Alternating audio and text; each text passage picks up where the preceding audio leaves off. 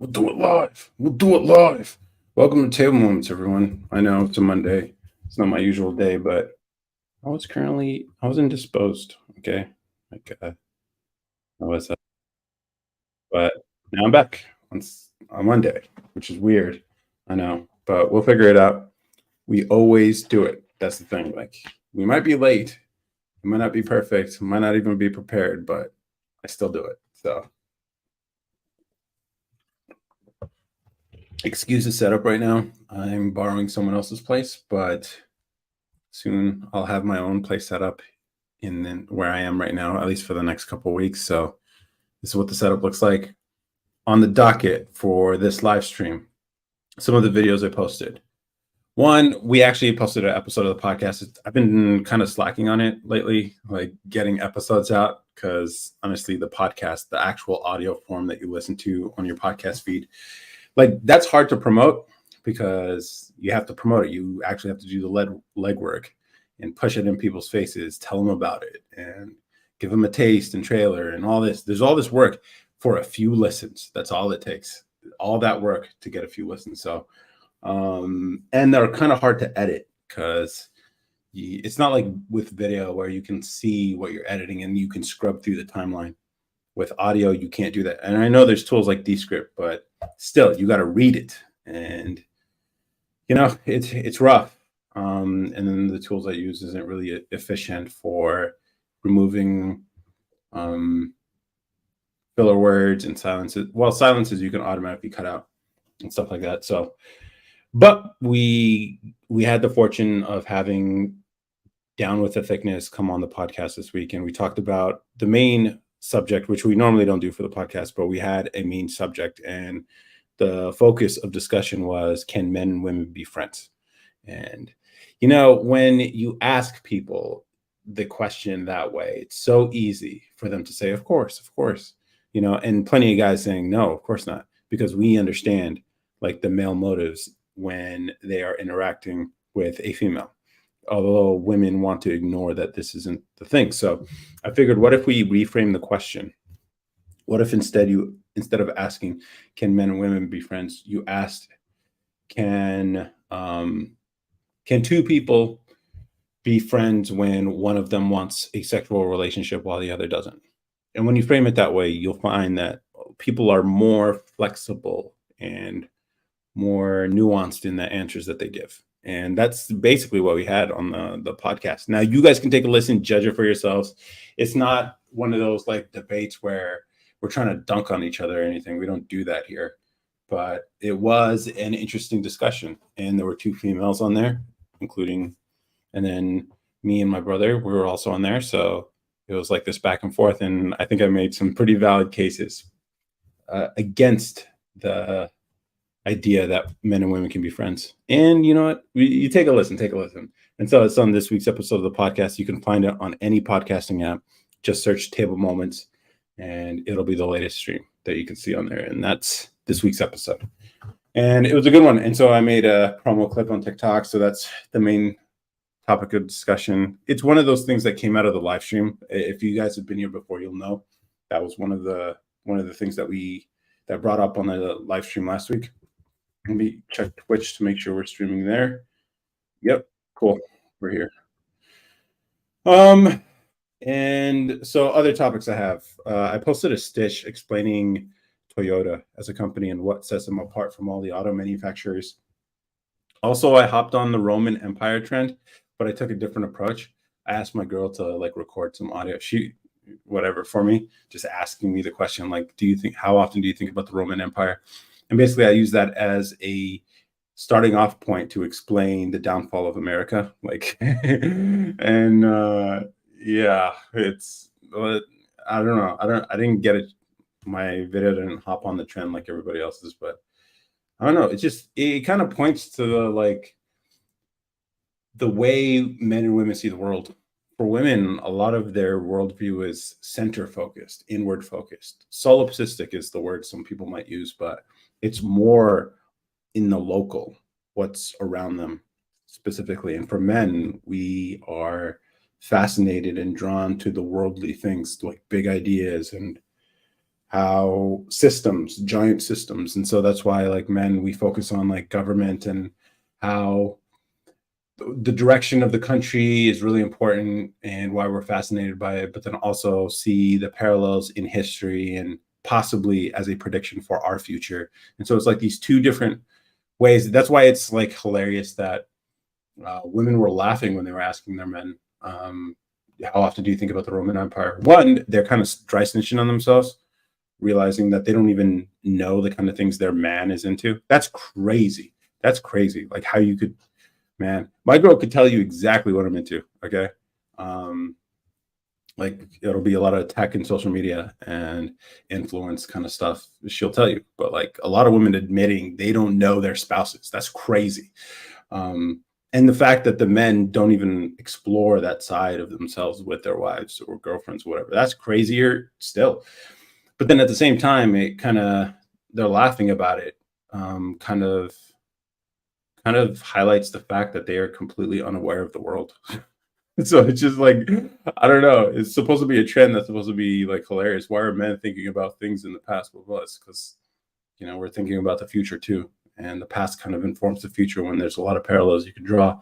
So I tried hopping on that trend and made a video, whatever. It is what it is. Also, another video I posted this week was about your work. Do you enjoy the work that you produce? So basically the subject of this TikTok was, I enjoy the music I make. Okay. And I've heard someone say it's conceited before. It's like to listen to your own music. And I'm like, if I don't like it, who else is gonna like it? Like I made it for me. That's the point. Like my instrumentals are a combination of the kind of music I used to listen to.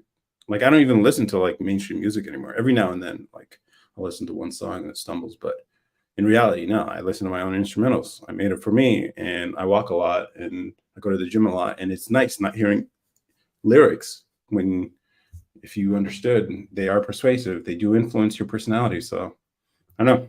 And so I made a whole video about that. And then the last video I made this week, outside of some of the stitches I made, was a Spotify hack. If you've heard about it, there is some reporting that you could play your own music 24 hours a day if you had a bunch of 30-second songs and basically make $1,200 a month playing your own songs on whatever. And I did the math to show that that's not even close to true. At best, you can make about $400, which you still might think is a sizable amount, but the amount of tech you would have to build to be able to pull this off, and some of the things Spotify is probably employ to keep this from being a thing, you would make more money putting your effort into something else. So like it was fake news from the beginning, but everyone was reporting it anyways. And so this is a lesson in fake news. Like even something as stupid as being able to make money off of Spotify can be fake news. Can be fake news. So those are the videos for this week that I posted. I have some more. I have a bunch of scripts that I've written that are ready to be videos. I even have some pretty big ideas. I've been watching video essays on YouTube lately, and I'm thinking like I can make one of those, but like with kind of controversial, exposing kind of things of the system and like fraudulency that happens. The one I'm currently thinking about is about organ donation, and how everyone who is a California resident who has a driver's license is opted into being an organ donor unless you go to the organ donor registry and remove your name off of it. And people don't know that. And it's hard to find the information to make sure that that's actually what's happening, but it turns out that's what actually is happening. So I want to do some like James O'Keefe type shit and call them up and ask them like, yo, so what's the deal about this? Or maybe I'll pretend to be like from another state who's looking to implement the same sort of presumed consent program. So that's what they call it, presumed consent, when the default is that you have given consent unless you state otherwise. This is this is how they treat organ donation in California. It's crazy. It's crazy. It's like in any other world, in any other context, people would be like, no, that's completely wrong. That's inappropriate to the extreme. But in California, you know, if you want to increase the number of organ donors you have in your state, You just presume people want to be organ donors and then tell them to opt out. Man, it's manipulative as hell, but it's what they do. If you want to have a driver's license and you don't believe me, go online to the California DMV, try to sign up for a license. And the first thing you'll be prompted with is sort of like a terms of service or conditions, stuff like that. And in that long page, before you can check the box and continue with the process, is this statement about organ donation. And you'd be like, oh, but you don't have to check the box. The only way you can proceed with the process online is by checking the box. And then you have to go to the registry and take your name off. Do you understand? Like, people have no clue. People have no clue the manipulation that's happening. Like, California residents don't know that they're organ donors. A lot of them don't. And I want to make a video essay exposing all that. So if you guys have any ideas, let me know. I think that would be pretty cool. If you're watching the replay, leave it in the comments. If you work in healthcare, and I can understand, like, people, here's the thing. People want to believe that it's for a good cause, so it's okay to lie to people. But by lying, by manipulating people into this kind of stuff for a good cause makes your cause bad. Do you understand? But, it's hard for small-minded people who think they're good to put two and two together. So I would love to expose the state of California for the fraudulency that it is, at least in this context. Let's expose, and then I'll provide a link to help people get off. Here's the thing. I get it. People need organs. That's fine. But be honest about it. Be honest. Like my girl, she doesn't mind donating her organs when she passes away. It's all good. It's a decision she's choosing to make. But like, when you presume people want to make that decision unless they state otherwise, and they can't sign up for a driver's license until they go through this process, that's crazy. That's crazy. And so I think it'd be cool to do a video essay like that and then just expose more things. I think that could be a whole. I've been debating about whether or not this makes sense for the Table Moments channel. It's not political, but it doesn't really match the lighthearted vibe of Table Moments.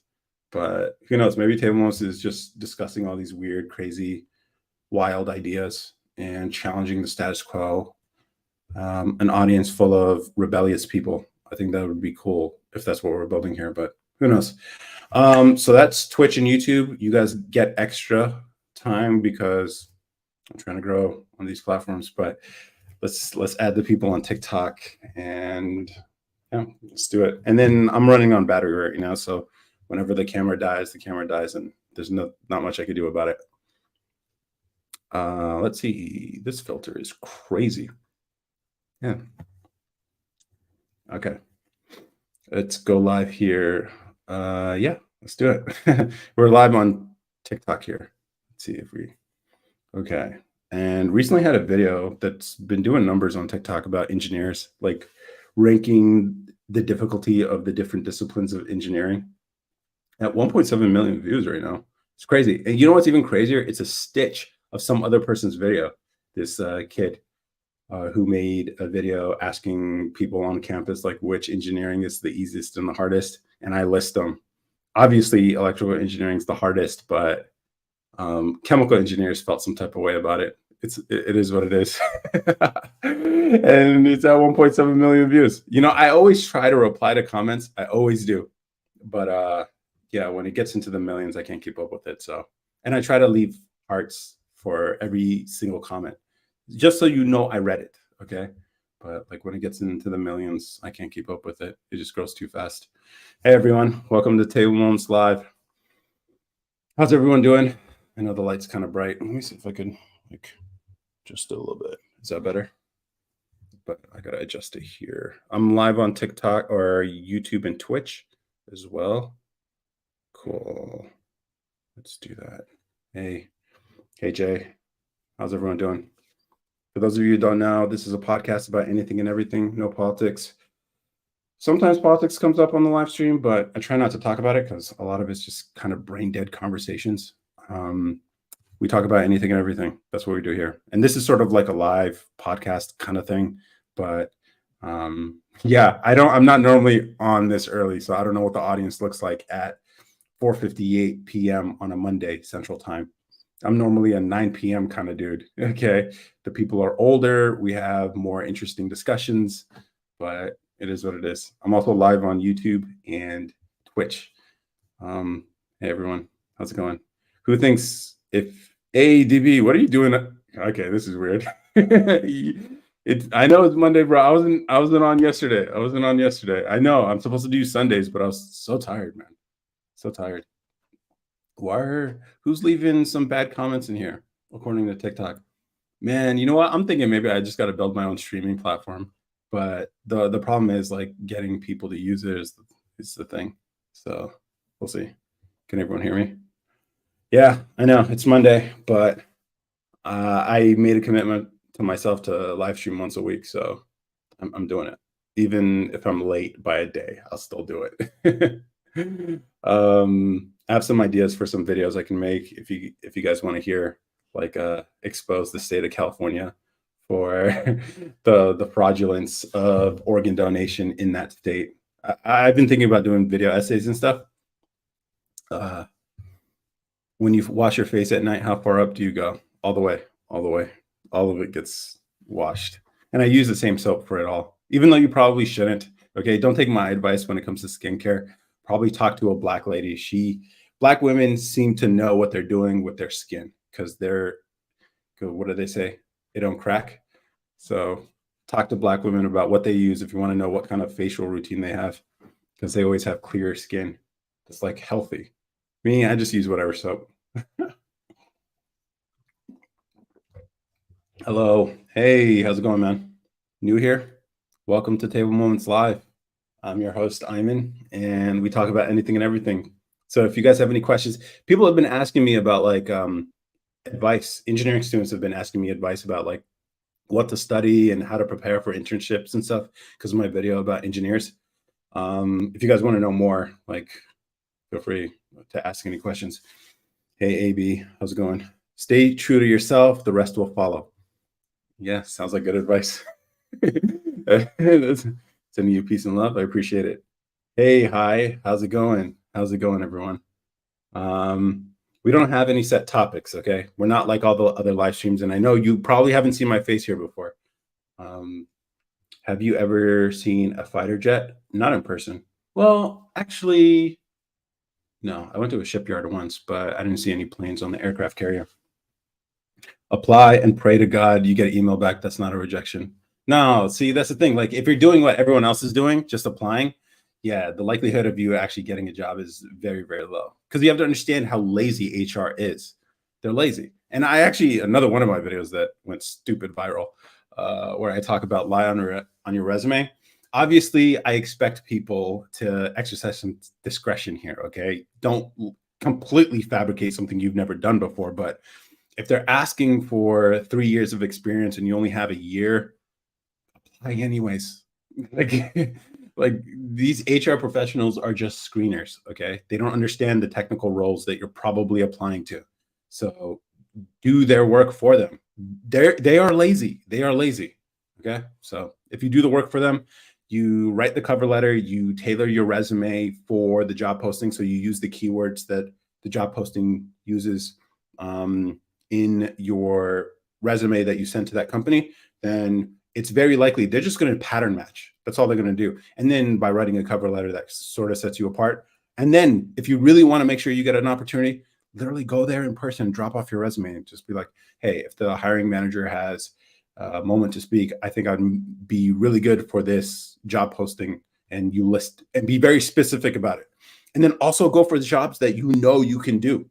Like make their job so easy. Like hiring is one of the pain in the asses that a lot of businesses have to deal with. If you make it easy for them, they'll hire you. I feel like they're going to try. They will train you. They will train you. So that's another thing. So just like they're just looking for the basics and effort. Because it turns out people are incredibly lazy.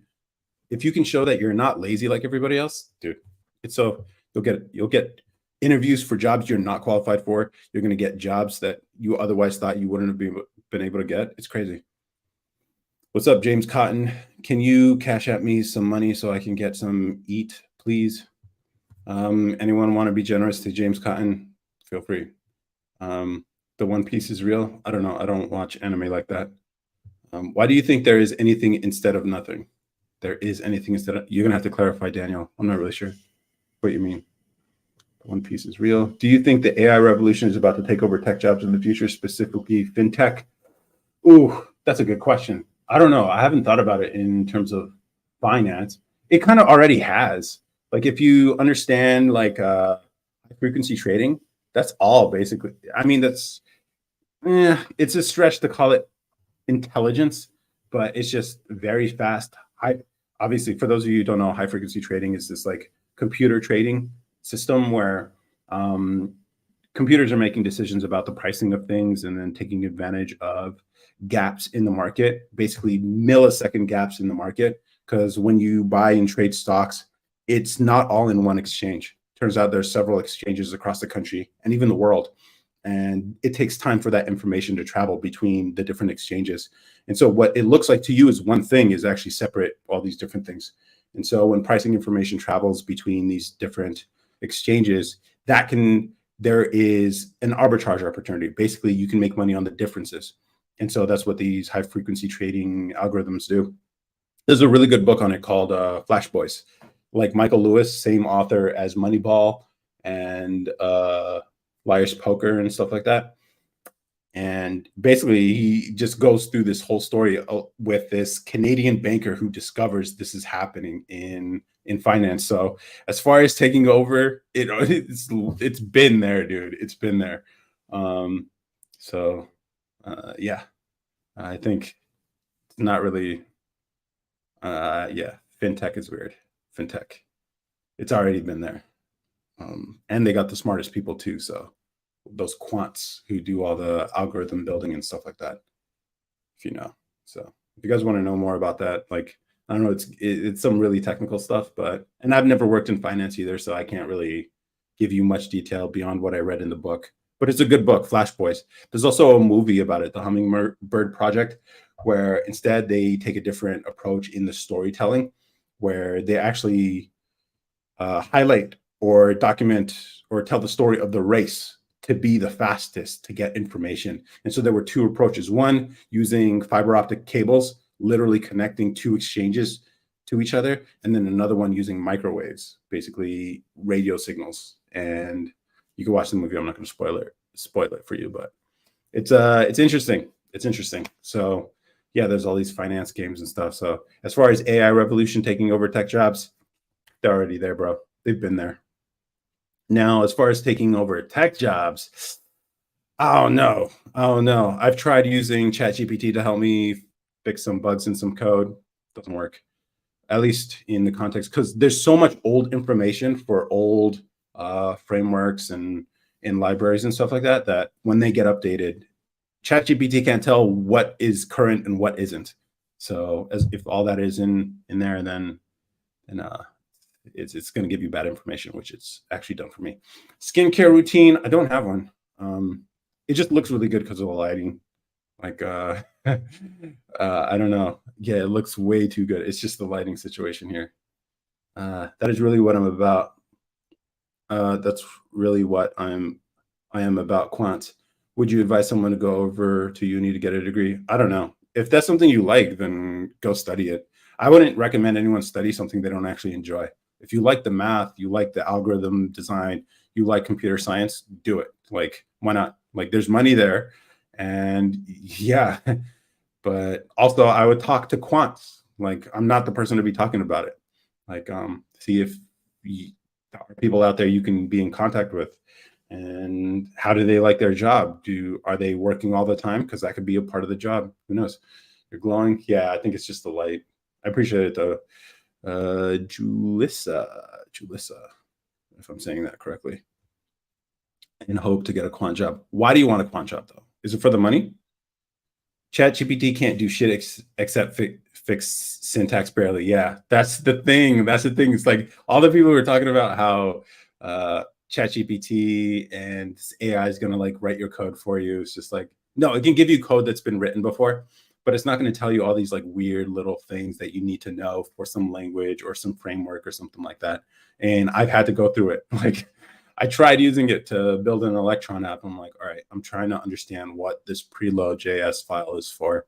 And I ask it to explain Electron JS for me, and it's just like it gives me the old definition of what it used to be before they made some security updates, which doesn't apply anymore. So, hey, der, can I get an amen? Amen. How about a hoopty doopty? Hoopty doopty. I'm not sure what you're doing, but Hugh, Rexshun, Quant Life is pretty hellish.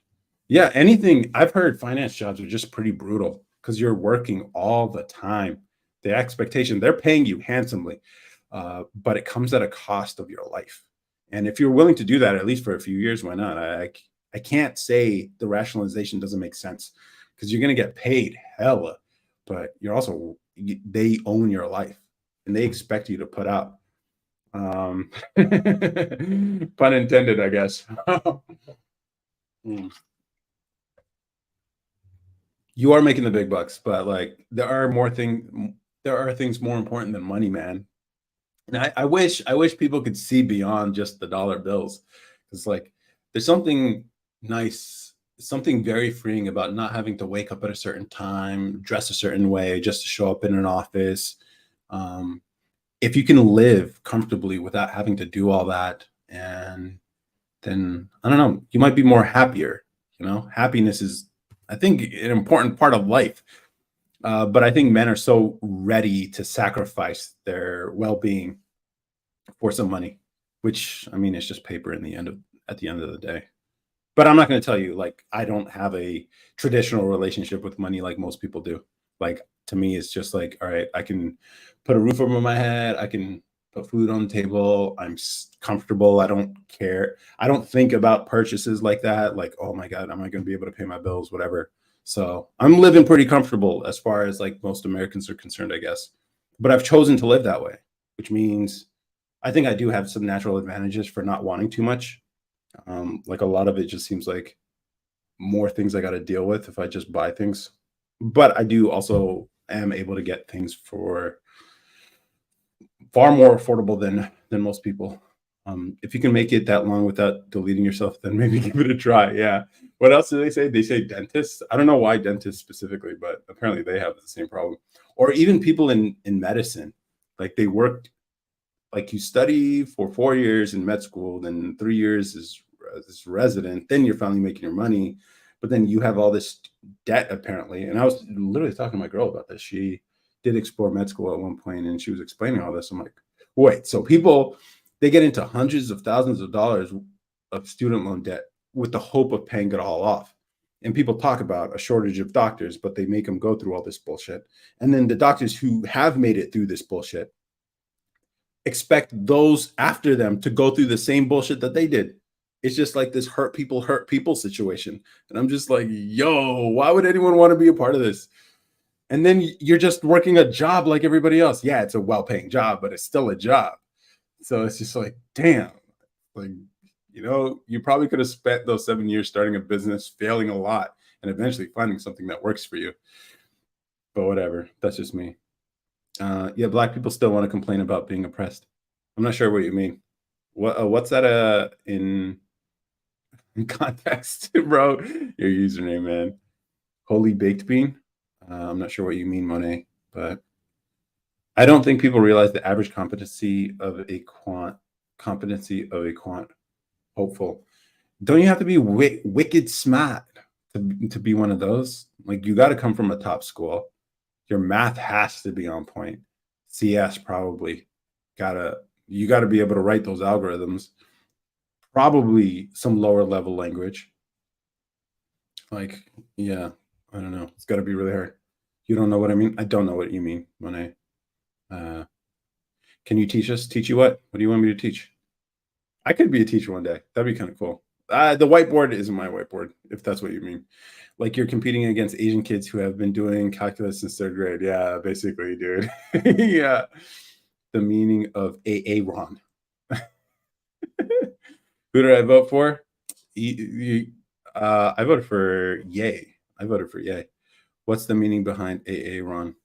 It's I don't know. That's a good question though.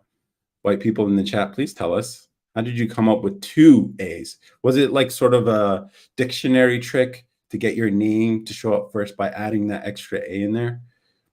Cutie patootie spotted. Okay. Your profile picture is a picture of old Kanye. Cool.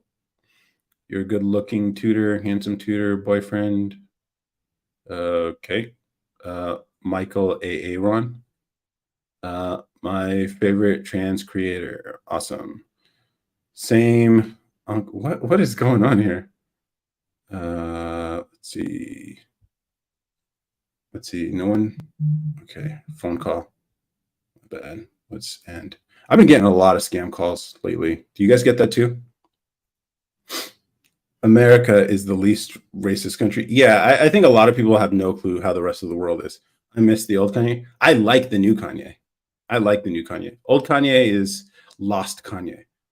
New Kanye is yay. Like, if you know, you know. Hi from NYC. What's up? How's it over there in New York? Do you have a boyfriend? I have a fiance. I have a fiance. Sunflower Beauty. Hey from NYC2. Yeah, I block him. Favorite boyfriend. Okay. Best. What is going on? See, this is the problem with doing this fucking live stream earlier. I'm a 9 p.m. kind of dude. I'm only making up for the day I missed yesterday.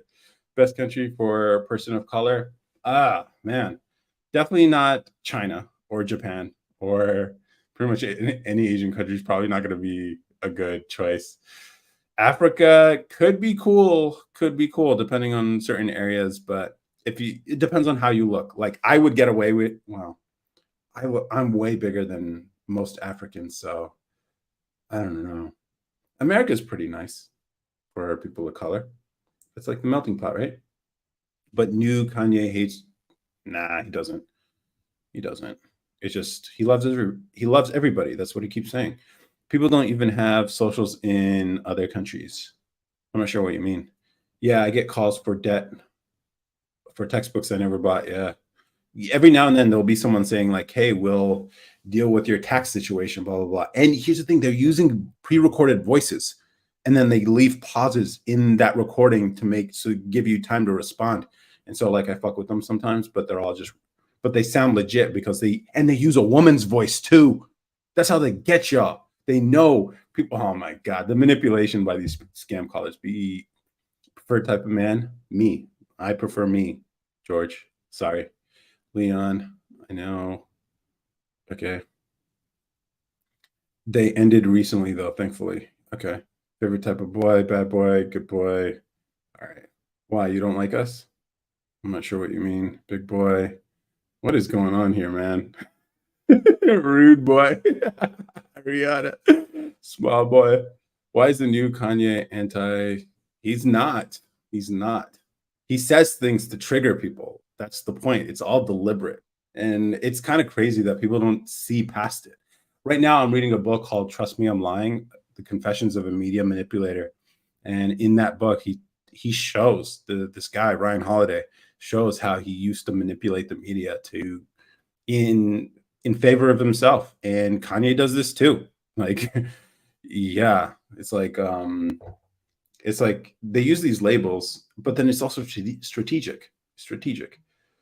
Are you tall? They might find you scary in Japan. Yeah, I am very tall. Well, not very tall, 6'3". It's not a boyfriend. I noticed that. Who are you asking? George Michael. Oh, George Michael from that show. Oof. Okay, sorry about that, guys. All right. He has a boyfriend. No, I don't. I respect that you came out of the closet, little bruh. You were a real one, longest boyfriend you ever had. So you think Kanye is super woke? That's your approach? He's not super woke. He's not woke. He's awaking. He's waking up. I see him. I'm about 2 years ahead of Kanye, about like understanding how the world works. So I see where he's coming from and I see where he's going. So I kind of see it. So what if Kanye goes so woke that he starts to hurt himself for shock value? What does that mean, hurt himself? Like, I think he'll be all right. Okay, wow, that's deep. I've never heard anyone have that approach. Yeah, I mean, there's a lot of like when you play this whole game on social media and stuff, you start learning things. And I started learning things, and when you start seeing how fake some of our news can be, how manipulative it can be, then you're like, oh, okay, yeah. So I see where Kanye's coming from. I know what he's doing. I can see what he's doing, and it's okay. But I also understand people's reactions because that was the point. He was trying to get the reaction, and eventually, one of these days, it's going to happen to me. I mean, but I'm okay with it. I've learned to accept it. I'm sort of a troll anyway, so it is what it is. Sort of like George Michael, who keeps asking the same question. It's just, here's the thing: I don't ban people off of the live except if they spam. George, come on, man, come on. Can you shut up? He doesn't have a boyfriend. Yeah.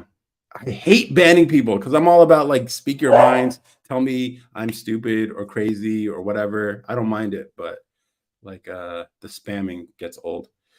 But how far will he go for shock value is my question. Will it go until he physically destroys him? Well, here's the thing. He talks about his history with like mental health and how the people around him were sort of sabotaging him. I mean, I'm not surprised people in Hollywood are manipulative and they will try, like, we know this whole like casting couch and like,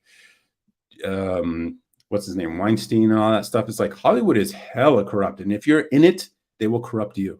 That's why I don't trust anyone who comes out of that industry at all. Even the ones everyone loves to love, it's just like, and so he was in it. And so he talks about how, like, yeah, people around you him was trying to sabotage him.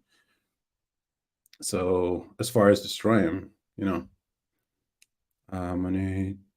Okay. Yep. I'm going to have to. Bye bye, George. Block.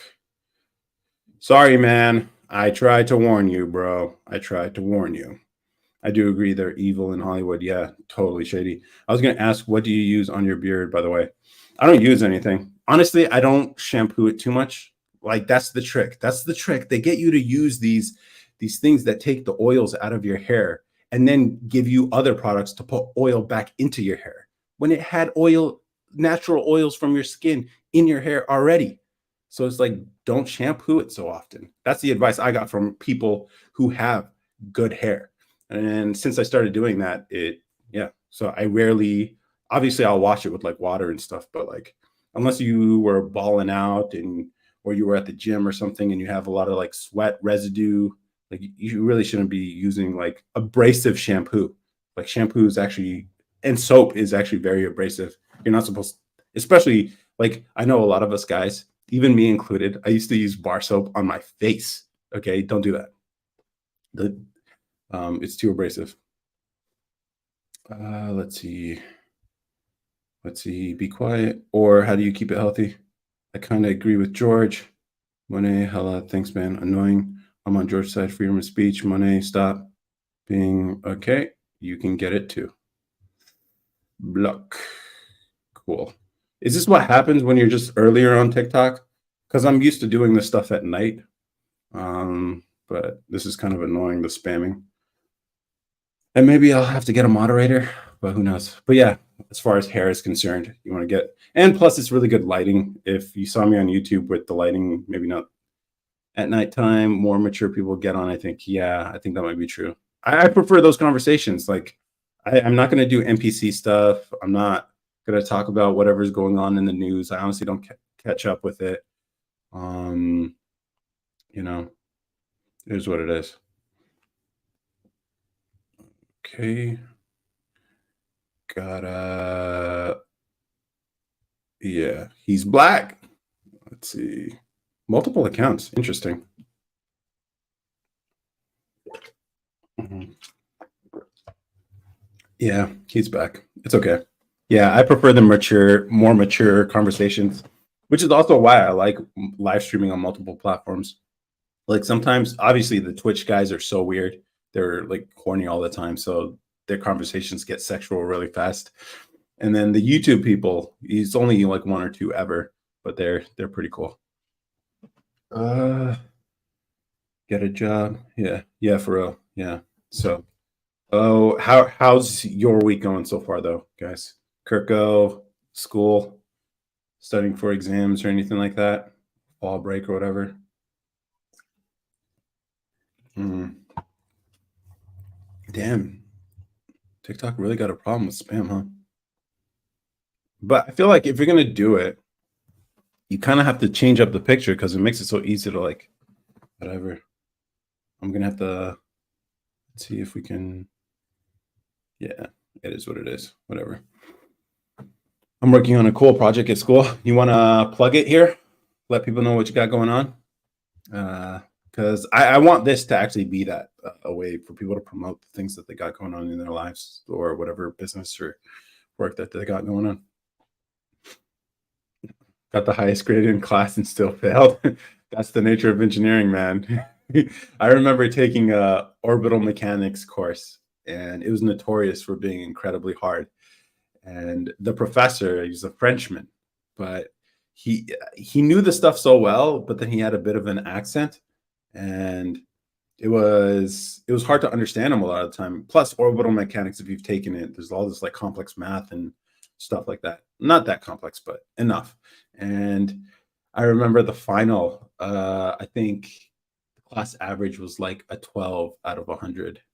Um, I scored higher than that, so I actually got an A minus in the class somehow. I don't fucking know. I still don't understand orbital mechanics, but I did better than everybody else, I guess. Like, so hopefully your course is on a curve, man. I hope it's on a curve.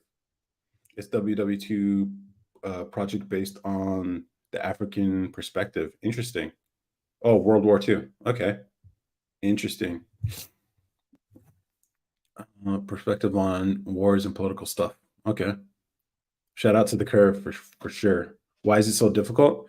All right, let's think about it. Like you have to predict. All right, so the nature of like rockets and stuff, there's no like maneuvering you can do with it afterwards, especially in space. I mean, like just the communication, the time it takes, you can't control it like a RC car or anything like that. So you can't make adjustments. So anything, everything that the path of the rocket or anything in orbit has to be predicted ahead of time, the amount of fuel, how long it's going to be on, how much thrust it's pushing, and then the rate of change as it flies through the air and into orbit, and then also predicting the paths and everything like that. So you have to do all this math, and it's a lot of calculus because you're calculating these rates of change, things that are changing over time, and predicting all that. And then so like a type of problem would be like, all right, figure out how to get this rocket to orbit around the moon. And so you got to figure out, all right, the rocket needs to be this big, it needs to have this much fuel. Here's the rate. Here's how much fuel it has to burn to get to Earth orbit, and then here's how much you have to burn once you're at a certain position in orbit to leave and get to the moon and stuff like that. And so all this has to be calculated before ahead of time, and then you launch a rocket and hope your calculations are right. So it is what it is. By the way, what do you study or do? I do software now. Guess your age. I have no clue. I would say 65 based on your picture. Let's see. Let's block that. He's back. Bro is smart. I try. Stop being a troll. Nah, it is what it is. Here's the thing. I don't mind trolls. I don't mind trolls. It's like I just mind spam because it makes it hard to keep up with the comments. That's the only thing. Like if people want to be trolly, they want to crack jokes, whatever. I'm cool with it. I'm all about that. Like speak your mind, be kind of annoying sometimes, whatever. It's all good. But like when they're spamming, I can't keep up with the comments. So it is what it is. So yeah. Yeah, orbital mechanics is crazy. It's crazy, man. Oh, okay, man. If you do, and that's cool. Like, I'm sure you have interesting things to say, so feel free. Like, you can ask whatever you want, and I will answer weird questions too. So it's just like you can ask me anything. Yeah, orbital mechanics is, if you can understand it, it is kind of crazy. And there are video games that you could play where I think it's interesting, like turning complex topics into games so people can learn it. Because I think that's the future. Like calculus sounds hard because it's a big word that has scared a lot of people who feel like they suck at math. But in reality, like it's not that much more complex than algebra. It's just some of the concepts are kind of foreign to what you would normally expect if you're not if it's not explained well to you. And so like even when people say they suck at math, like they don't really suck at math. It's just you had one math teacher who left you behind. The math material that they were covering was a little too advanced, and they moved too quickly that they left you behind, and then you never caught up, and so you got stuck there. And so math isn't like these things that are separate, distinct subjects. They're things that build upon the previous thing that you learned. And so if you missed at some point, then after that, you end up starting to memorize, and you feel like you suck at math, and you really don't. Do you read fictional books? Not in a long time, actually. I really, at this point, I used to read fictional books, but mostly now it's just nonfiction. I just threw up all over my kitchen, and that sucks, man. Was it because of food you made? Do I feel like bullying is on the rise? I wish there was more bullying. I'm not gonna lie, because I feel like people have gotten way too soft, man. Way, way too soft. And it's just, I know it's mean to say, but I'm just like, yo, some of the world we live in today, where people are just like, you got to be careful of people's feelings and stuff. That's crazy, bro. That's crazy. I remember how things used to be. You guys have no clue what TV used to be before social media, before people could get canceled or anything. Like I watch old movies and TV shows a lot of the time, and it's crazy to watch because it's like, oh my god, that would never be made today. It's like, it is what it is. It is what it is. I'm not a victim. Awesome. You're talking to yourself. Yeah. I'm 33. I constantly get attacked. By whom? Jehovah's favorite choir. With the dog picture? What dog picture? It's crazy to watch. It's crazy to watch. Even old episodes of Friends. Like you watch that, you're like, oh my god. Like, and that's the thing. I hate that I cringe when I see that kind of stuff because it was all good back in the day. I still use slurs at times, but then people cut me off. Yeah, that's what happens. That's the thing. Like, I don't get easily offended. You know. Here's the thing: there are rules about like, especially when it comes to the social media stuff. Like, yeah. So like, if you want to like make fun of me, whatever, or crack jokes, or even try to get me to say something that might, it's like, all right, whatever. It's all just fun and games. Here's the thing: I miss the old internet when you had flame wars and like people were, you guys remember? You guys remember? Like there were all these rules about like everyone's assumed to be a male unless they state otherwise, and then there's a rule for that and all that. I miss that because it's like the internet these days is just too censored and soft and sterile is what I would describe it as. Are you against Christ? No, I'm not. I'm actually sort of converting to Christianity. I don't think I'd go Jehovah, but yeah, I say racist or stuff, and they get mad. Even here's the thing: I hate that I have to like be careful about what I say here because I've gotten banned from live before several times actually, even when I shouldn't have. Actually, most of the time it's never justified, but it is what it is. I even got banned for. I can't even say it because I know the algorithm's hella sensitive. If I looked up millennial, I'd see a picture of you. Wow. Yeah. Yes. LOL. Do you feel like George Michael was a bully? Isn't that self-referential? George Michael was no, he was the softer character in that show. Were you Muslim? I was Muslim, and I am East African, yeah, by ethnicity for sure. Mayamo, no one is remembered for being normal.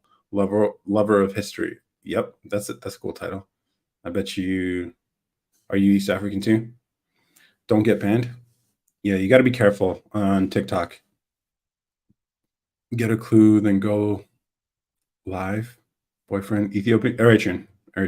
That's what it is. What's your boyfriend's name? Table Moments Pod with 2 D's. No, guess what I am? Damn. It's not Somali, is it? No, because you have some Arabic characters here. Could be Somali. Don't say it's Djibouti. Don't say it's Djibouti. You know it's me, right? Making a million accounts. Yeah, so how do you do it? How do you end up making so many accounts? Because I like the idea of like building software to do that for you, but it's like it is what it is. Don't look at my page. I don't know if I can even look at your page. Let me go live. You want to come live with me? I don't do that, bro. because I don't know. It's like I haven't done that before. Eventually, I do want to get into it, but I feel like you got to come on the podcast first before I invite you to live, so I know you're cool. Because like, there's a guy here, Jose. He if he wants to go live right now, if he's on, bro, I would invite him immediately because he came on the podcast. We actually do an audio version. Um, I have a company with like 25,000 employees who troll for a channel. Hmm. I'm a rapper, but with one P. Come on, man. You seem confused. Yeah, I am. On YouTube, pretty decent money. Okay, cool. I don't know. I don't know how it would bypass CAPTCHA.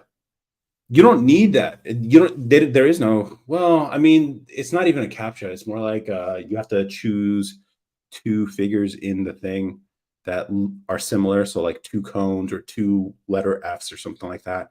And so you could easily use computer vision to do that. I do have back in college. I messed around with some MATLAB computer vision stuff, and these days it should be pretty easy to implement something like that, even via a browser. And then you can always sign up with your email, and you can always generate a bunch of email addresses using email aliases that a lot of domain providers have. So it's, I think, sort of trivial to make a bunch of accounts. Or you could just do it manually. That's also a possibility. Or hire people on Fiverr or like in the Philippines or whatever, $5 an hour to make 100, 200, 300 accounts. And now it's just a matter of managing logins and passwords, which I think you can easily do. I'm not Somali. LOL, that's weird that you thought was they have a distinct look. Yeah, you don't look Somali, but I couldn't think of anything else. I don't want, I couldn't think of anything else. What's your podcast about? It's about anything and everything, just like this live, except every now we invite a guest and we talk about something specific to them. This week's episode, we talked about can men and women be friends? And I think I made a pretty good case that they can't. And we invited someone who's shown up on the live before, Down with the Thickness, and she came on and we talked about it. And it wasn't like a adversarial kind of yelling. No, we don't do that. We don't Frank Castle anyone here, okay? We just have interesting conversations and we just have fun. Never laugh at Jehovah. Okay. How was your experience with me creating my accounts? 0 out of 10. How stressful was it? Please be honest. I mean, it's a first for me having to deal with someone who can whip up accounts hella quickly or even have them prepared. But I mean, if I have to unfollow or block you every time, then it's annoying, and maybe I'll have to get a moderator, but I mean, it is what it is. I think you have interesting things to say, so you're welcome here. I see you, bro. You know, the trolls have a special place in my heart. Do you want to go into cybersecurity? No, actually. Not me particularly, but maybe some other people do. You don't have female friends? Nope, I don't. Like, here's the thing. The female friends I had were more than just friends, if you know what I mean. Like, I don't understand, like, just being friends with a girl, you know? Bro, so cute. Okay. Appreciate that, Brock. No problem. The bounty on the sphere is still alive. Oh, shit. Bro, okay. Table Moments pods with 2 Ds. If you are working software, you think you can get the Vegas sphere? Women have depth. I'm not saying you don't make good friends. I think you make good friends with women. Okay. But here's the thing, like, the reason why I say men and women can't be friends is because of the sexual element. Now, if I rephrase the question and said, can two people be friends when one of them has a desire for sexual relations when the other doesn't? It makes it pretty obvious what the answer for that would be. And so that's essentially what's happening. And in the podcast, we actually talked about like how, you know, a lot of men are not honest about their true feelings with the girls in their lives that they call friends. And so it's like, there's all this like, and then maybe she's not honest about how far this could go. So both have this impression of something that could possibly or not happen. And no one's willing to be honest because they just enjoy the interaction. And so you get this dilemma where both people are essentially lying to each other. And then I finally asked the question, it's like, okay, in a situation like that, would you call them friends? And when you break it down like that, they're not really friends. The same way a man can be friends with another dude when there's no sexual whatever. And it's just like, okay, I know who you are. I know your motives. I know there's nothing you're probably hiding that could jeopardize our friendship, unless they're just a bad friend. So that's what I would say. Have you ever thought about going into the industry? Nope, I haven't. I do software. I like learning software. So correct. But what if you were together already? What do you mean? So like you guys have been involved before? So like an ex or something? That could be something different. I don't know. Because it's like, all right, if you guys are exes, yeah, but you guys hang out and you guys get along really well. And then how can either of you move on? Because you know you guys are be fucking with each other. You know that. So it's like, how could you guys move on? It's like, all right, you start talking to other people, but then you guys still mess around, you know? And so it's like, it is what it is. When someone calls you big dog, are they calling you chubby? No, not me. When they call me big dog, I'm literally like gigantic compared to most people. I'm 6'3", but I got broad shoulders and a big stature, got a bit of muscle on me, but I'm not lean, but I am big. I'm a big guy. I have platonic friends. Do they know you're platonic? Do they wish it weren't platonic is the question. Kiki. Yeah. Friends with the ex is worse. Why is that worse? I need you to block me. It's just me, no employees. Okay. Do you want me to block you? I'll block you if you want me to. Bro, these L7 salary vids are so cap. Really? Man, don't trust anything you see on social media, man. Do not trust any of it. They're all liars, bro. All of them. Don't even trust my shit. Check me on it. Like everybody's lying on social media. Everybody. The incentives. This is one thing I hate about this shit, but I know I have to do it in order to grow an audience that could be useful for all of us. So I make those sacrifices dealing with these. Man, I can't stand it. No, it's just me, no employees. You've already crossed the line with the ex. Yeah. And so it's like, yeah, if you already crossed that line, and then if you ever want to move on, you really can't move on, because I think it's harder for women, especially because it's like they're comfortable with, because you've had it before. It doesn't add to your body count either. So it's so easy to just fall into it. But then if you're seeing other dudes, I don't know how, if you were, imagine it from the guy you're seeing and you're involved with your ex. Like most self-respecting guys would not fuck with you if you're still friends with your ex, because every guy knows that it ain't just friends. Okay. You know that experience already. So you should block him for old time's sake. I don't know, if he makes a request, for sure. I don't just care to block people for the sake of it, you know. Like, bro, Amazon is not paying you $1 million in basic compensation. I don't know if they're paying you stock, and you know, it is what it is. 1 million base, nah, that can't be. Here's the thing. I don't think if people understand how businesses justify salaries for people, but the intent is they hire you, unless it's like a legal sort of requirement or something like that. Most roles are hired at the salaries that they're hired, because the expectation is the business you will generate more than what they pay you. That's the expectations. Now, in reality, for a lot of jobs, I think they're bullshit, and it's only a handful who are creating way more value than what they're actually paid to do. But you know, it is what it is. My male associate on TikTok said he doesn't have ugly female friends. Shouldn't that give you a sign? It's like, okay, so why is there attractiveness factor in your friendship? It's just like, okay, kind of see this. I don't know. He sounds shady, but whatever. He'll tell you what you want to hear, though. This guy has some sense. I try, man. He asked to be blocked. Yeah, but he was just asking in a trolling way. It is what it is. That's the thing. Isn't TechCrunch? It's TC, total compensation. It's base comp. I don't know, dude. Like I've never worked in the software industry. I just do it for myself. But I've never been hired to do it. So I can't explain. Here's the funny thing though. Like everyone looks at these exceptional salaries, right?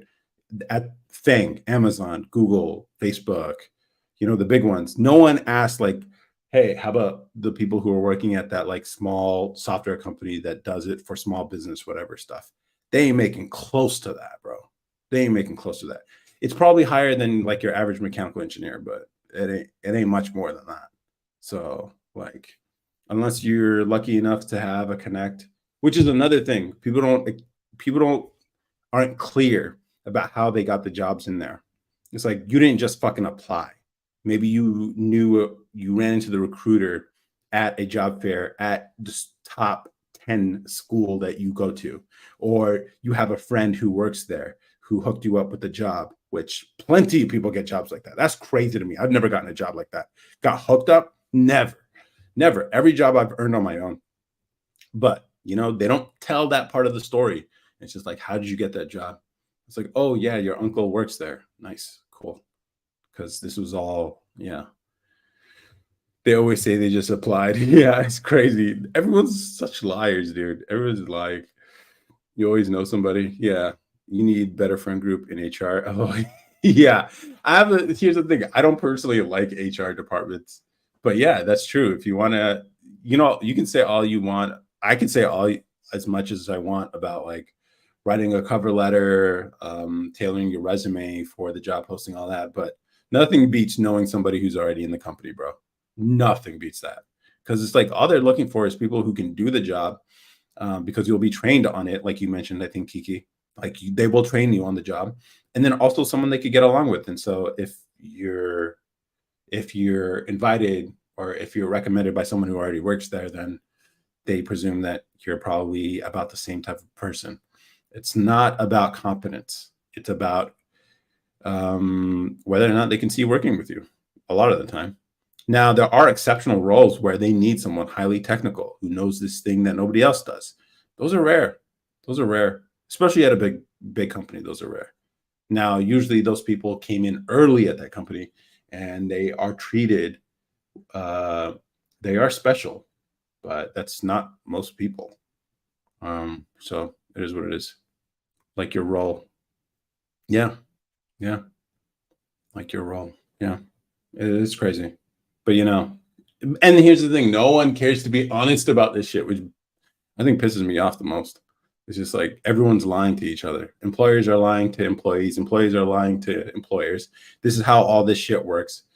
It is what it is. What do you want to know? What do you want to know? Teach you math? What kind of math do you want to learn? And there are tools out there. Like Khan Academy, I think is great.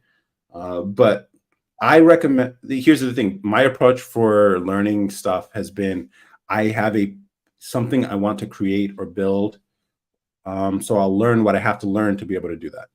This is my new approach in learning. Before I used to just learn just for the sake of it, but I feel it's more purposeful when you find something. So it's like, you want to learn math. Why do you want to learn math? Is there something you want to do? Do you want to get into accounting? Do you want to get into design? Do you want to get into whatever, physics? The only believable guy said the only reason he got that much was because he was VP at company Amazon bought. Yeah. Like there's acqui-hires too. That's another thing. Like you start a startup that ends up getting acquired. And the whole reason they're acquiring you is because they want your team. They don't really care about the product you put together. They just like the team you've put together. And part of that is making sure that founders get part of it. So they usually get generous compensation packages. So those aren't like regular ass employees, they're not. Is one of your parents a scientist? No, neither of them are. Both of them were immigrants to the US. Neither of them have technical degrees or anything like that. It's just, I'm the first in my family to do anything like engineering or whatever. Kids today will never know how cool it is when teachers allow you to go clean the blackboard erasers. Really? What? Why is that cool? I just feel cheated myself by avoiding physics and calculus. Yeah, I mean, calculus is cool if it helps you understand. Like, I don't know, it's hard. I don't want to be one of those people who is in STEM, but try to justify it in people's normal everyday life. like all the stuff that you learn in school. Like unless you really want to know how control systems work. So like a lot of the things in your life, like laundry machines, cars, like anything that has a feedback loop to control its system involves calculus in some way, at least in the design process. So even the software that's used to design things involves a lot of calculus, especially if there's curves and things like that. Embedded systems, yeah. Because you go outside away from the class and the teachers, oh, okay, yeah, when you like do the thing with the chalk or the erasers. Interesting. You know Python? No, I know JavaScript though. Python, I think is, from what I hear, is it's a simpler language to understand. I think I'm gonna have to learn some C eventually, just because I'm gonna do some stuff with embedded systems. Even stoplights are embedded systems. Yeah, yeah. And so, do you know DOS? I don't. I know a little shell script. Like I only learn enough to be able to build what I want to build, and then I never go deeper unless I have to. It's not as strongly touted as Java. Type. Yeah, it's Java. Yeah. I don't know. You guys been seeing all this drama about TypeScript? You know, the funny thing, I never learned it because I was just like, I just want to build this shit. I don't care to learn more things and add a compile step or whatever to my code. And I primarily focus on web apps and browser-based software. So like it was just funny. And now like all this drama about like TypeScript and shit, whatever. Weird question, but do you feel smart? I feel stupid all the time because there's so much to learn. And here's the thing, the more you learn, the more you realize you don't know. And so it's like it's a very humbling thing to learn a lot. Now, a lot of people would say I'm smart, but it's like I have very specific domain expertise in technical things sometimes. But if I talk to someone who's all in it, in because here's the thing, I'm a mechanical engineer by training. I've learned, like, if you know the different disciplines of engineering, mechanical is the broadest. It's sort of like the jack of all trades of engineering. And so I like that. That's sort of me. And it fits with my personality to like learn all these different things. So I know enough of every little thing, but I don't know anything very specifically that I'm an expert, I would say. So I can hold conversations in a lot of different realms. Now, when it comes to like interpersonal skills and emotions and stuff like that, I'm not the guy to talk to. No, like I dismiss feelings all the time. Like, yeah, I'm not the one. Like, so I know where, but then even like with social skills like this, talking on a live stream for an hour and 7 minutes at this point, making content, stuff like that. I've had to learn this. Like, I used to be quiet in school, extremely introverted. Like, so I've learned, and I don't feel like I'm competent at any of this stuff ever. Python's cool for learning, but we build everything on Java. Okay. I use Python for data analysis in like Power BI or Tableau. Okay, true. Why did you, let's see, why did you decide to go sober? I've never been it's not a big thing I do in my life, but smart people know how much they can still learn. Maybe, but it's just like, man, if you just want to do big things in the world, doing it by yourself is really fucking hard. It's really hard because there's so much you have to learn. And my position is like, I'm not going to wait to find people who have the things that I don't know, because that's just a recipe for like not getting anything done. So instead of just waiting, I just go and do it. And yeah, it's not the cleanest code. It's not the finished product, but it's good enough that it works. And so that's, I'm like, I'll worry about like making it better later. You got a real doctorish face. People say that. I don't understand. I think it might be the glasses because I got the magnets on here. But it's weird. So many people say that. I don't get it. I don't get it at all. James Swelter facts. Really? Yeah. Stop yapping. Tips for acne. I have no tips, man. I would recommend talking to a dermatologist, maybe. But then, even then, you got to be a little wary with experts and stuff. People say that I'm smart too. Oh, cool. Bro, fluent in Japanese. Yep. That's the point of this, man. Like, that's why I'm on here. Like it's supposed to feel like a sort of podcast, but sort of interactive too. That's crazy. I think I'm going to have to learn this too. Is there a reason why? Is there a reason why for what? I'm really bad at catching up with comments too. So please restate it, Kiki. My bad. What's your day-to-day job? I do content and software. Trying to learn how to sell software. That's what I'm doing. Java syntax is dumb as fuck though.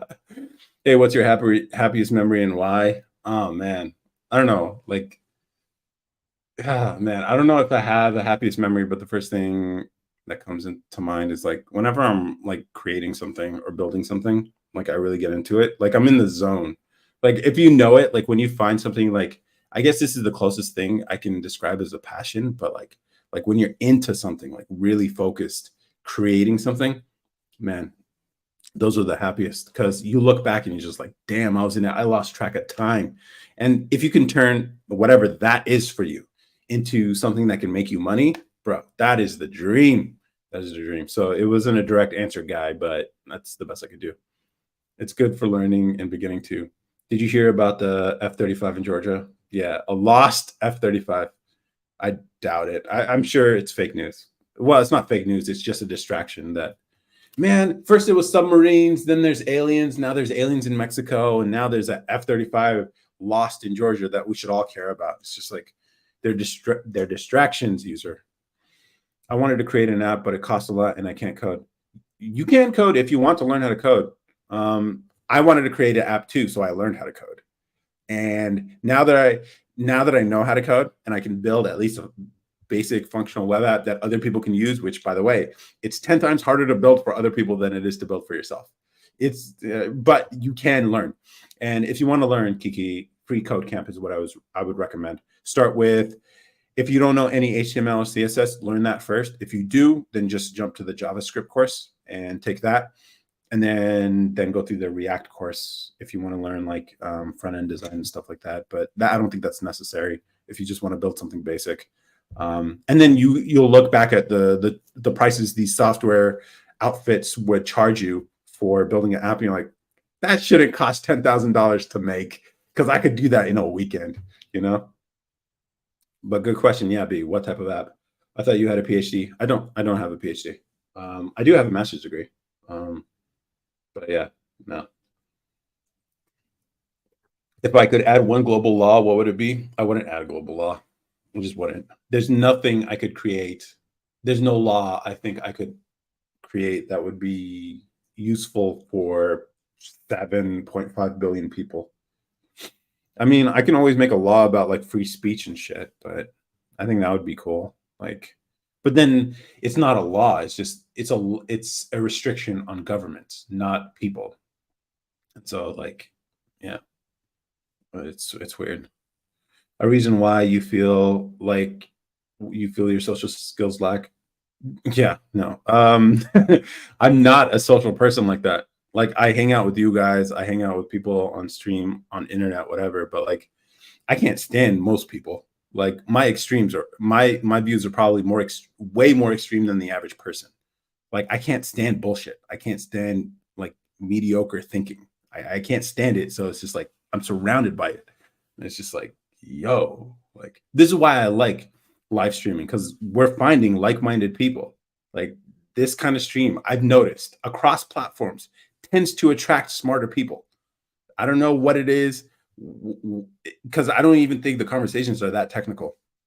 But we have like Kirko here who is uh, studying. He's a student in STEM. We've had like you, Kiki, probably doing something technical too. We have this data analyst here, whatever. It's just like, I don't know. I've seen on YouTube, there's a guy who's like a scientist who wants to like eventually as a hobby build this like neural device, whatever, to control shit. And I was just like, yo, we're creating a pretty interesting community here. And I think there's a lane that is currently unfilled. But as far as social skills, like I'm not naturally a social person. I'm introverted. I completely get that. I don't want to say too much in interactive intellectual app. Here's the thing. Like it's a common mistake for people to like keep their ideas secret, but no one cares about your idea like you do. So You feel it's important, but everyone else is going to either think it's stupid or irrelevant. And that's just the nature of like ideas. Ideas are a dime a dozen. Like the thing that's different is your ability to implement and your passion behind it. So it could help you because I don't know, maybe you just could possibly find B as a co-founder for you if you wanted to. Let me see. Let me catch up. Be true. And how the fuck do you lose a fighter jet? Yeah, I'm pretty sure they have like GPS systems and stuff. I'm not that smart. You are. Like, I think people underestimate their capability. Have you coded an AI girlfriend yet? No, I haven't. I signed up for all that. I guess I felt overwhelmed. Yeah. Here's the thing. I've tried learning how to code for years, and then finally I found free code camp is, I think, the best way because there's no like setup you have to do. There's no IDE that you have to like make sure it works and linked properly to get what. No, it's all right there in the browser, ready to go.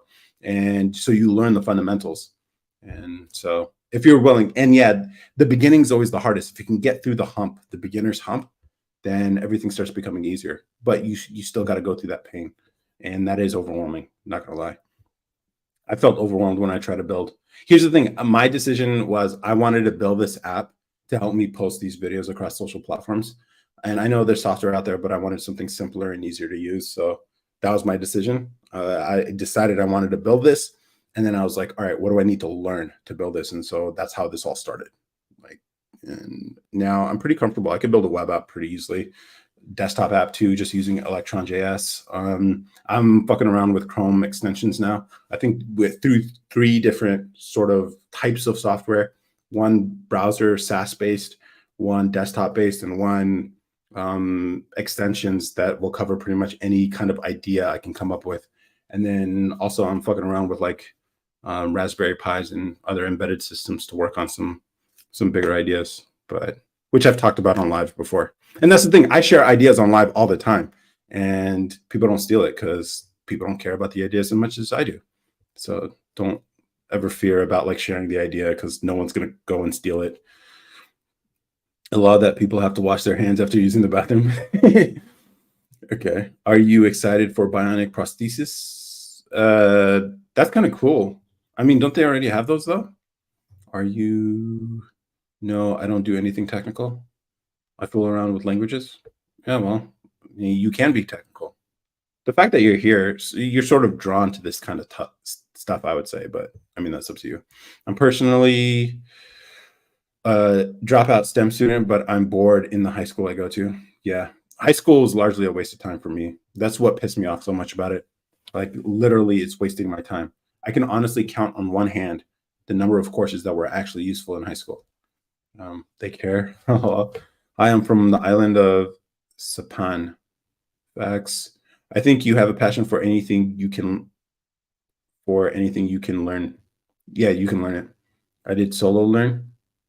I made a tutorial Python turtle racing game, very basic. Yeah, so like here's the thing. I think one of the problems like people who are trying to get into this space, like have an idea of what you want to build. I think it's better to have an idea of what you want to build because like people say they want to learn how to code, but for what purpose? Like if you want to build web apps, like something you can use through a browser, software as a service, learning Python isn't going to be useful for you. JavaScript is where it's at. Now, if you want to do some like data analysis and stuff like that, Python would be very useful because there's plenty of libraries made for that. Or if you want to get into like dealing with matrices and stuff, some applications like machine learning stuff, yeah, you could use like PyTorch or whatever, stuff like that. That would make sense. Or if you want to get into embedded systems or things like that, you might want to learn C. Because it's sort of made for, it's not made for that, but it's like the focus for that thing. So like maybe to fix this whole learning problem, you figure out what people want to build first before you push them in a direction. That might be it. You can always use Udemy to learn. I did with Java and data structures and algorithms. Yeah. You seem very intelligent. LOL. Thank you. I think I need it to be explained. Yeah, and when you're new into this stuff, you honestly don't know the difference between these languages. And here's the thing. It doesn't even matter what language you learn. It doesn't matter. Because what you're learning when you're learning how to program is dealing with logical problems, learning how to communicate the way a computer can understand. That's all you're doing. And so, like at the beginning, when you're first starting off, you're just trying to understand how to read this so it makes sense to you. Then you try to create it so that it makes sense to a computer. And then you can switch from language to language. And yeah, there's all these different things that each language has and nuances, whatever, but that's not really that important. Like if you really wanted to build a web app using Python, there are libraries you could use, I'm pretty sure, to do that. I think I got my son's Raspberry Pis when they were little. Udemy, a learning app. There are tons of programs you can learn. Yeah. Hey, Ryan, how's it going? Which, of course, you should see the hoops they make you jump through for computer science courses in high school right now. Yeah, that's crazy. I think like high school can be completely reformed. Like for me, I started taking college classes in high school, and that's how I entered as a sophomore and how I was able to double major because I got a lot of college courses done. But I think that's all. I think instead, like maybe the high school could just be 2 years, and then the last 2 years you just start going to community college if you really care. Then you can have like 2 years worth of credit, then go on to a university and finish your 4-year degree in like 2.5 years if you really wanted to, or double major or get a bunch of minors or whatever and make it a 4 years of like more broad learning. I think that could be an option. Have you done the book review? I think I missed it. No, I haven't done the book review. I'm like 50 pages in to the book, but it's crazy, bro. Maybe I should schedule that as a separate thing. Like promote the live as a separate thing. I need to create interactive videos. Okay. Did you like your bachelor's and master's program? I liked my bachelor's program. I did my master's program because I was getting bored at work and they were willing to pay for my master's degree. So I got it. Like I have one of my pinned videos is talking about how like I got my master's degree because I felt myself getting stupider while working. I literally did it. It's the only reason why I got my master's degree. I haven't even seen it. I don't know what it looks like. I had it like directly sent to my parents because I only did it just as mental stimulation. The AP exam for AP computer science is awful. They make you write Java code by hand on paper, no development environment. That sucks. Yeah, like you lose points for like missing a semicolon or some bullshit like that. And language course center. Okay. It's miserable and discouraging for anyone interested in coding.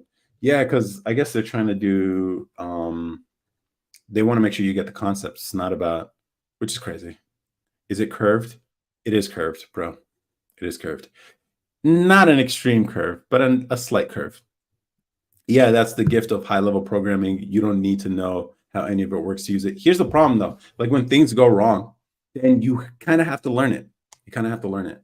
And so that's, I think, the dilemma that I find myself in sometimes, that I'm too high level. Like when you use these JavaScript frameworks or whatever, they do so much of the heavy lifting for you that you don't understand, like when it breaks, what broke. And so that's what I've ended up having to deal with. And then you'll spend a lot of time like going through all these Stack Overflow forums trying to figure it out.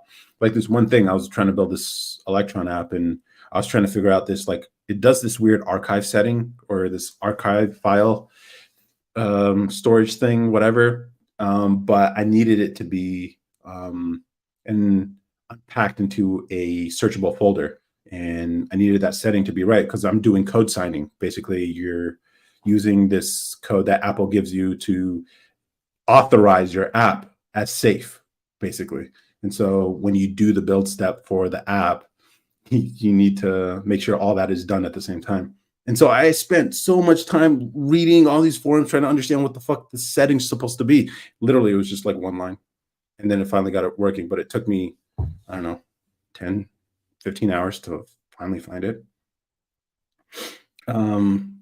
Sorry, got booted off. Did you do the book review? No, I didn't do the book review yet. My uncle built cars and he helped create robot in Star Wars. Nice. Yeah, see, that's the thing. If I could figure out a way to scale working with my hands, I would. Like that's my dream, to eventually just work with my hands. I have the mind to be able to work using just my mind, but I don't know. If you're an engineer, maybe even mechanical, there's this itch you have to just build things with your hands. And I like doing that. the one thing, the most complex thing I've put together is a salvage motorcycle. Um, what year was I born? 1990. Did you add the extra layer to your product yet? Not yet, but I've been experimenting. Oh damn, I don't have it on me. But I've been experimenting with a different type of material. It's called Tyvek, sort of like what mailers are made out of, and it's softer. It looks like paper, it feels like paper, but it's actually a plastic, and so it's like waterproof and it expands and stretches. So I might add that as an option, but I haven't gotten a chance to add that extra layer yet. But maybe it'll be this material that I could add in there. And then I'm thinking like maybe I can even like heat use heat to put designs in the plastic itself too, using like a 3D printer head and stuff like that. But yeah, I'm still working on that. For those of you who don't know, I put a product on the, and it turns out if you're going to promote a product on TikTok Live, you have to only be talking about that. You can't talk about anything else. So I got some like violation points on TikTok for doing a live stream as I normally do. By the way, is it cool if I give you an app pitch and you give your thoughts? Yeah. If you want detailed thoughts on it, DM it to me. And yeah, I reply to comments or I reply to messages. So feel free to DM it to me. And if you want to learn how to do it, I can point you in the right direction if you want to end up building it for yourself. I can even tell you all the things I've learned about the whole startup, building software, and some of the things that are traps people fall into when trying to solve certain problems and stuff like that. Jasmine Peterson, you're gorgeous. Thank you. What IDE do you use? I mean, like everyone else, VS Code. Like, but it honestly doesn't matter. But yeah, VS Code's the easiest, obviously. Hello, tabletop Todd. Hey, how are you? How are you and Calvin? Are you guys still dating? Much love, miss y'all. Okay. Yeah, tell me too. Tell you, or you could share it here if you want to. If you want people, this is the guy. If you want people to evaluate your idea, here's the thing: when you share your idea, if you're passionate and you know what, screw passion. If you have insight that other people don't have, they're not going to get it. They're not going to get it. So, like, that's the thing. Sharing your idea is always a wary proposition, because if I don't understand the space the same way you do, I can't give you any advice. And so I'm hesitant to even like, but I'm willing if you want to share and we could talk about it. Hey, Brooklyn, Callie, how's it going? It's been a minute. Yeah, I'll sort of get it out in the open. Oh yeah, go for it. And we could talk about it. But what age did you go bald? 23 is when it started, and then it just became more extreme from there. But I'm cool with it. Like even when I had hair, I shaved it. So like I'm not like all these guys who are like, oh my God, I gotta preserve my hair because like I gotta go to Turkey. No. If you don't have hair, you don't have hair. It is what it is. I look nice bald. Yeah. I'm fortunate. My head doesn't look too bad bald. I had an idea for an app where you can set beacons on mobile device for freelance jobs nearby. Is it sort of like what's that app where you can just hire people temporarily? Beacons on a mobile device for freelance jobs nearby. What kind of freelance jobs are you thinking about? He does. What is it that I do? Oh, I appreciate it. Yeah. Yeah, I just shaved my head. It was what it is. Here's the thing. It's easy for me to just tell other people, like, here's the thing. There's certain things about you you just can't control. Okay. There's certain things you can, but then there's certain things you can't. And there are certain things where you might have to go to extreme measures to stop your body from doing.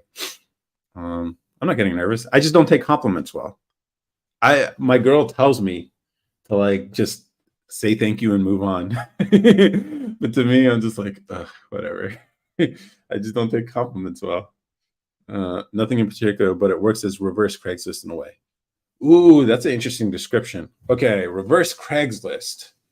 So I had an idea for an app where you can set beacons on a mobile device for freelance jobs nearby. Okay. Now, if you're going to build it, I think the struggle with that idea is going to be users. Like all apps, especially consumer apps, users are the biggest struggle because it's like you can build the most amazing tech that solves a very specific problem.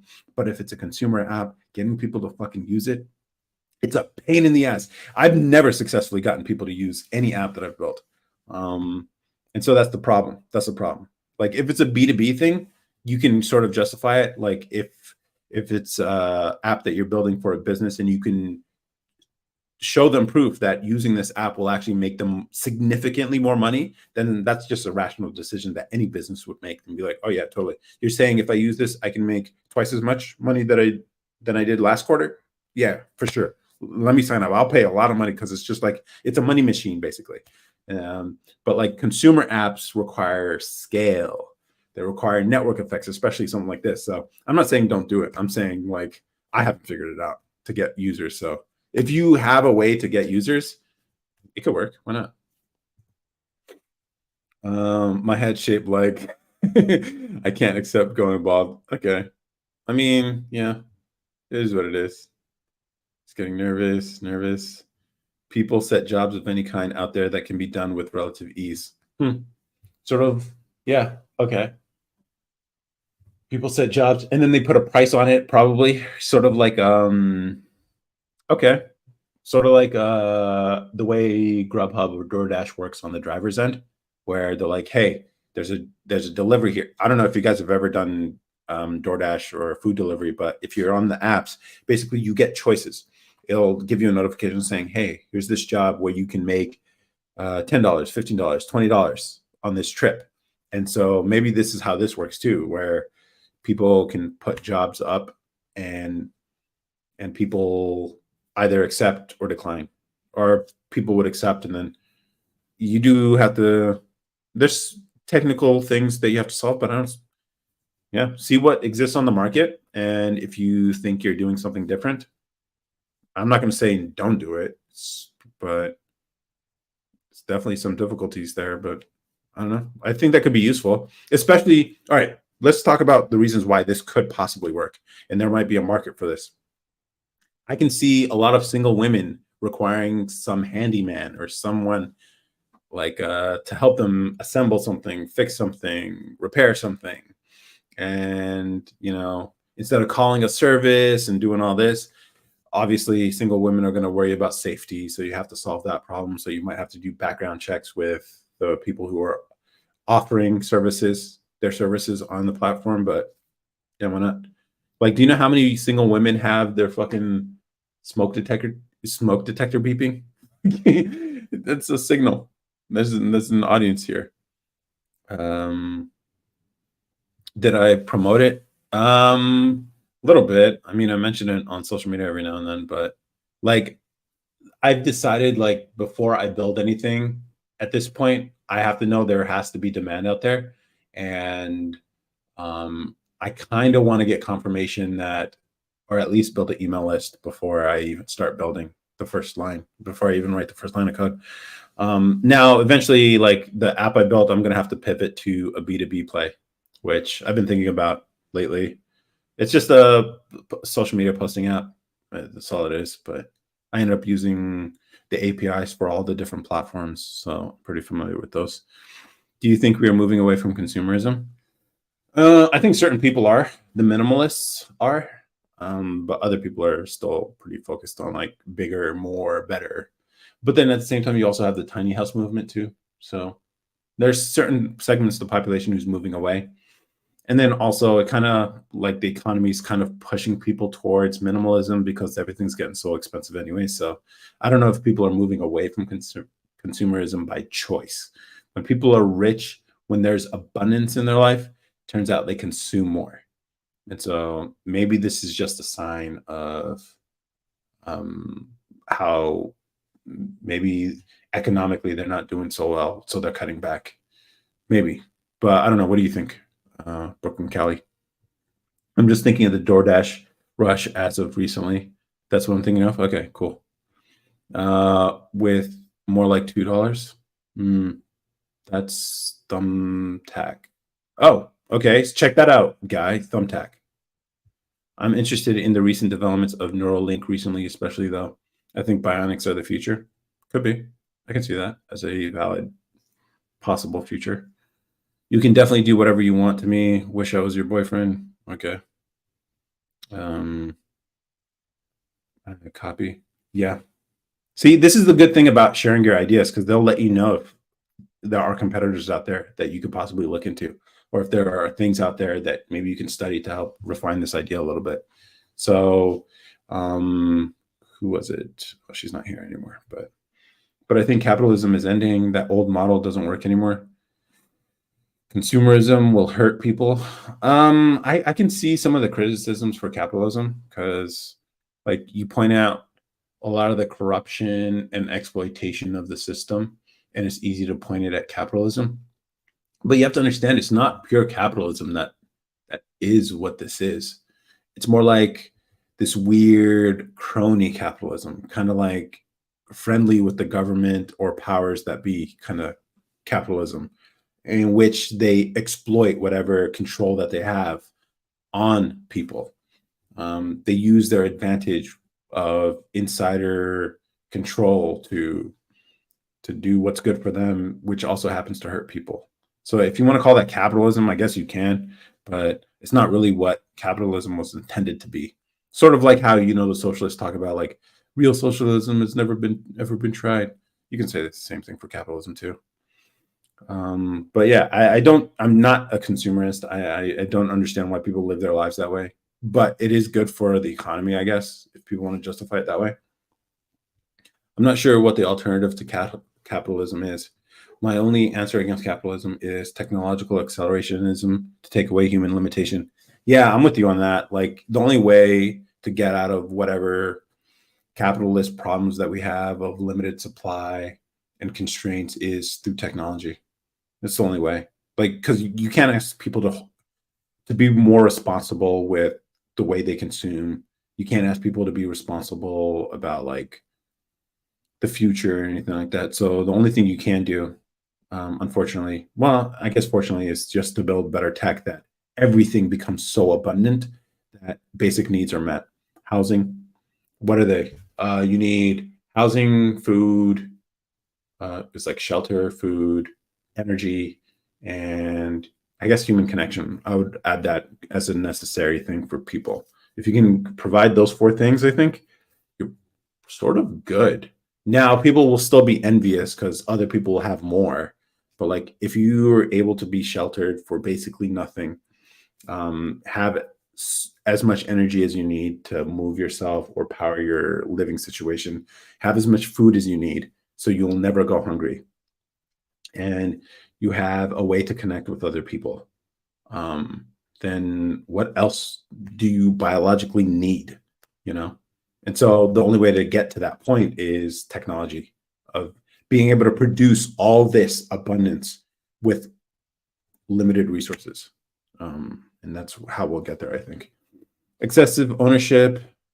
Let's see. Excessive ownership and any people have a false reality of life and money. Mhm. It is, yeah. It's all status games people are playing. If you have no needs like food or water, what's there to fight over? Rationally you'd think that, but people are still people. People get envious. Like, why do people in America, the richest country in the world, still have these economic problems? Like, our poor don't go hungry. Like, our poor, if they really want to find shelter, they can find it. Some people just like living a free life without walls. I can see that. And or maybe they have drug problems or whatever. That could be a thing. But like in the richest country in the world, we still have economic problems because there's all this like envy. Yes, people at the bottom of the economic ladder do look up and wish they could be the people who have this massive amount of abundance. And obviously, the people who have a massive amount of abundance want to keep what they have. And so, even if you can address those things, food, shelter, energy, and human connection, people will still be envious of those who have much more. And the argument, at least Republicans have been trying to make, which I think they suck at messaging, and they're also part of this corruption, is that the rising tide lifts all boats. And so, like, when the rich do well, everybody else does well. So, like, that's why we all have smartphones. That's how you're watching me right now. First it started off with only these expensive devices. Cars used to be only things only rich people could buy, and stuff like that. So they all start off as wealthy things, and then they turn into these things that everybody has. But then people never look back and think like, "Yo, this is how things used to be," or even think about things that are highly distributable, like a search engine. Jeff Bezos does not have a better search engine than you have. We all have Google. And so like like there are certain things that the rich just can't buy better. Like because they belong to everybody at this point. We all should stop paying our bills and quit our jobs. What they gonna do? Yeah. People are too driven by fear to be able to be that coordinated, unfortunately, Lady K. Bro, my girl left me because apparently I wasn't American enough for her. What does that mean? I saw it a kilometer away. That's funny. We have to live simplistic to achieve more. Um, Maybe education. Yeah, I think education is a big part of this. Oh, you mean as a requirement? Yeah. So education, I think, with the internet, kind of changes that. Like the idea that you have to go to school. It's like you're buying a credential. You're not buying knowledge. You still got to put in the work. And like at this point, everything I learned from the internet. So the internet solving that whole education problem too. At Lady K, that's asking for a country to take our place in the meantime. Okay. Let's see. Uh, should I eat low ball or spicy wings? I'm not sure. You mean meatballs or spicy wings? Today I woke up and laughter. You should eat spicy wings if they're boneless. You have a bug on your head. I do not. Um, it's probably one of those magnets back there. I only think of the one experiment that happened where the guy made a paradise for rats. What was the conclusion of that experiment, guy? Sawyer, the guy, fucking A, I got mustard on my phone. Guy, shut up. What? What's going on? Bro, literally just yapping. Yeah, that's what I do here. I don't do the lives that everyone else does. I'm not an NPC. I'm not going to put some incendiary topic that I know people have strong opinions about and just call them stupid for disagreeing. None of that. Thanks for the pearl of wisdom. You're welcome. They all killed one another because their life had no purpose. Their life was entropic. Okay. Back. Who here knows botany? I don't think anyone here does. Hey Zay, how's it going? Your mom. Okay. I'm pretty sure she doesn't, and neither do you. All right. Now there's shut up. Okay. I think people are illiterate in a lot of areas. You don't need school, but to critically think and analyze what you are reading and how things operate. Yeah. I don't know. Like a lot of teachers can't teach critical thinking because one, they're in a system that doesn't encourage it, and two, a lot of them are products of a system that never encouraged it, so they don't even know how to do it themselves. Now it's very rare to run into a teacher who does, and those are special. Those are the teachers you remember, but they're incredibly rare, which kind of highlights the failure of public education. And so like public education isn't really about education, it's really about indoctrination and compliance. And maybe that's the reason why I never enjoyed high school. So it is what it is. Yeah, I think I'm gonna give this another 15 minutes. Why are all the bald men smart? I don't know. Is that a thing? I don't know if that's true, but sure, why not? Are you bald too, Terry? Is that what's going on? Are you giving yourself a compliment? All day I dream about samba soccer. Okay. Uh, I'm a burb. I'm not sure what that means. I wanted to be a teacher, but changed my major in college. What'd you end up changing it to? Terry brain folds exposed to more information. Everybody's brain folds, man.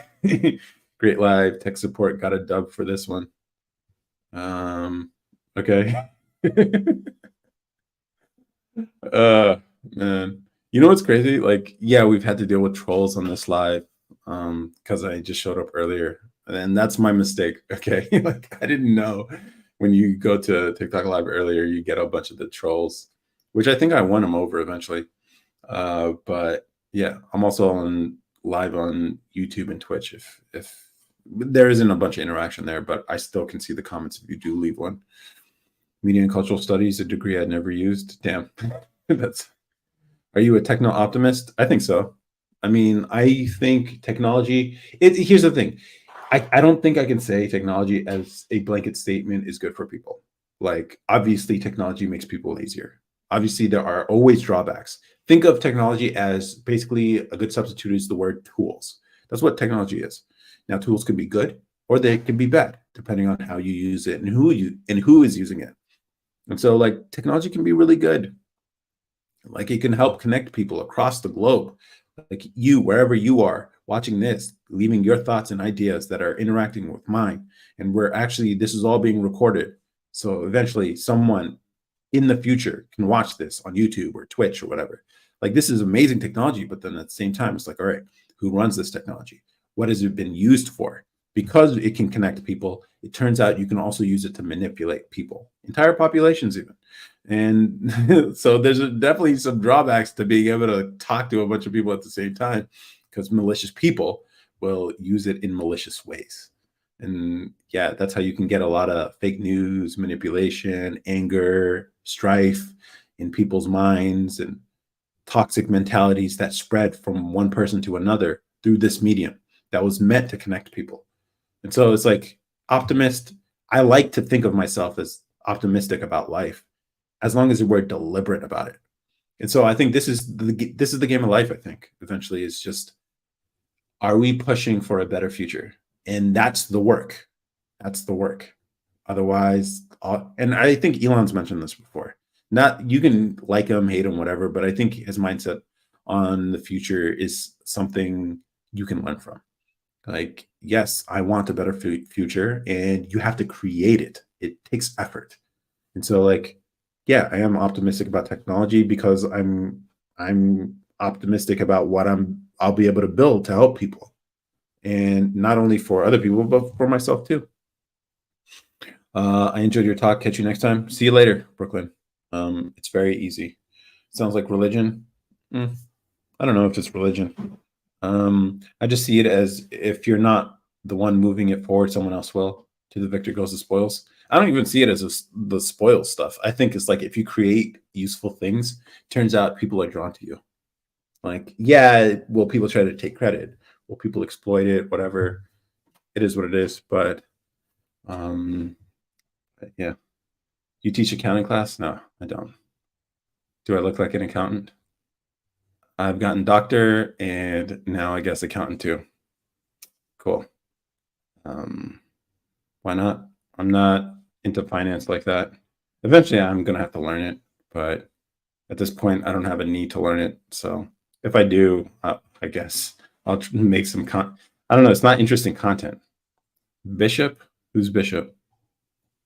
It's not what he's interested in. I think accounting is useful if you're going to get into business, so you can understand finance and how to like track everything. What's your first thought when people say I'm an accountant? They're using it as a cover for what they really do. Because accountants don't just talk about accountants. I think maybe they're like, isn't that the go-to line? If you don't want to talk, or if you can't talk about what you do, you just tell people I'm an accountant. So I see what you're doing here. I just caught on. I appreciate it. Bro knows his stuff. Accounting, the language of business. Yeah, accounting on that poll. That's true, right? They collect a lot of singles. They know how to count. Have you seen the study where they taught a mass of brain cells to play Pong? No, I haven't. I'm not sure. I'll look that up and see if brain cells playing Pong. Wow, autocomplete works on that. NPR. Ugh, I don't know. Kind of sus. NPR is kind of sus. Not gonna lie. So yeah, let me check this out. They can count 10K in ones in 5 minutes. Yeah, they can look at a stack of ones and give you within plus or minus $5, how much is in there. They're really good with paper.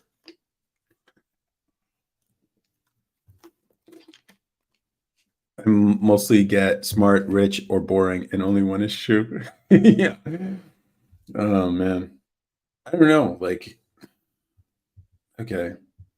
It's I don't know. I don't know how I feel about like compliments sometimes. It is what it is. Finance. Yeah. Or can you do my taxes? Yeah, you got to be careful with that. When you tell people what you do that might be useful for them.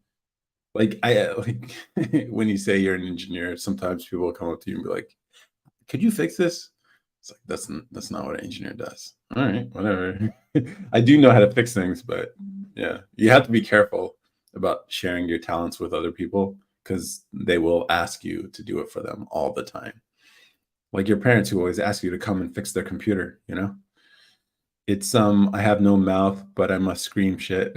There's more fields to accounting than tax. LOL. I work in audit, not tax. Ooh. Nobody likes auditors, bro. Nobody likes auditors. What kind of auditing? Is it Are you the dude? You guys watch The Accountant, the movie? Like, can you do that type of shit where you're writing, where you can use a box of markers all up, writing on clear to find discrepancies when people use repeated patterns in their numbers? I have no eyes, but I must play Pong. Big cat. I audit public companies' financial statements. Oh, okay. So before they file their 10K or something, you look it over, or their 10Q. You look those things over to make sure they haven't misstated their assets or liabilities or their balance sheets and stuff like that. Um, that's useful, I guess. Or do you audit public companies on behalf of investors? So you can share when. So how often have you found um, inaccuracies in that kind of documentation? Is that a thing that happens? Like, are they fudging numbers? Because I think if you do this for public companies, I wonder if you provide this information to. Oh, I find them all the time, but sweep them in the rug. Yeah, I gotta imagine like most professions, accounting is a lot of just like get it to work, and most people are not because everyone thinks there's like high competence everywhere, you know. But in reality, it's just like people are incredibly lazy and mistakes. It's not fraud, it's just laziness that kind of pushes when a news story, obviously there is fraud, but it's not as often as I think most it actually is. Do you think revolution is ever justified? Yeah, sure. Why not? Like the founding of this country started off as a revolution. So like, if you think you can win, then yeah, you could justify it. But it's also hella dangerous because it's lives get lost. I mean, these companies are pulling in hundreds of millions in revenue, so of course, not everything's accurate. Yeah, like it's so easy to make mistakes when there's all these little things, especially big companies with a lot of infrastructure and people. Like, I don't know, to assume everything gets tracked accurately is kind of naive, I think. So like, I wonder what the SEC does though.